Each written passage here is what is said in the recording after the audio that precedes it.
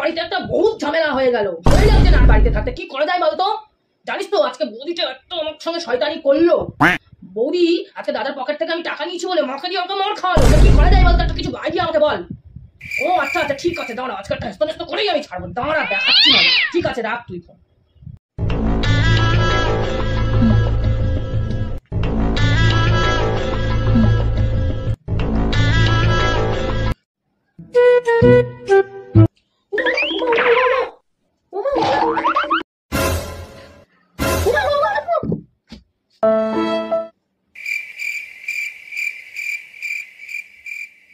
কি হয়েছে? ও মা কাণ্ড দেখো, পই পই করে বলি, একটু সাবধানে চলো সাবধানে চলো। দেখলে তো কোমরটা ভাঙলে। কিরে দাদা বৌদি পড়ে গেছে নাকি? কানা হয়ে গেল নাকি বৌদি? ডাক্তার কানে নিয়ে যা, মনে হচ্ছে চশমা লাগবে।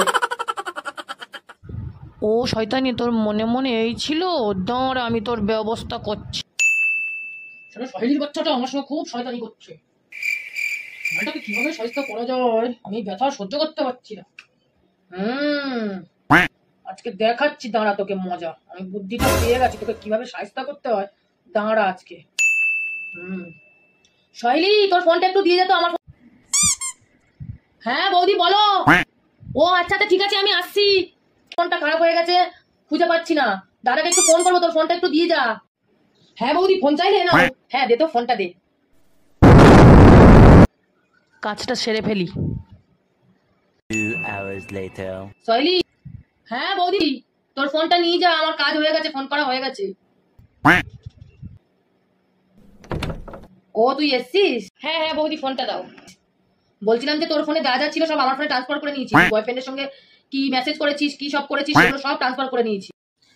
এই রে ফুল কেস খেয়ে গেছে, এবার কি কর? তা এগুলো কি তোর মা দাদাকে জানাবো, না তুই সবার সামনে সত্যিটা স্বীকার করবি? সেটা বল। না বৌদি প্লিজ প্লিজ তুমি কাউকে বলো না বয়ফ্রেন্ডের কথাটা, আমি সব সত্যি স্বীকার করে নেবো প্লিজ।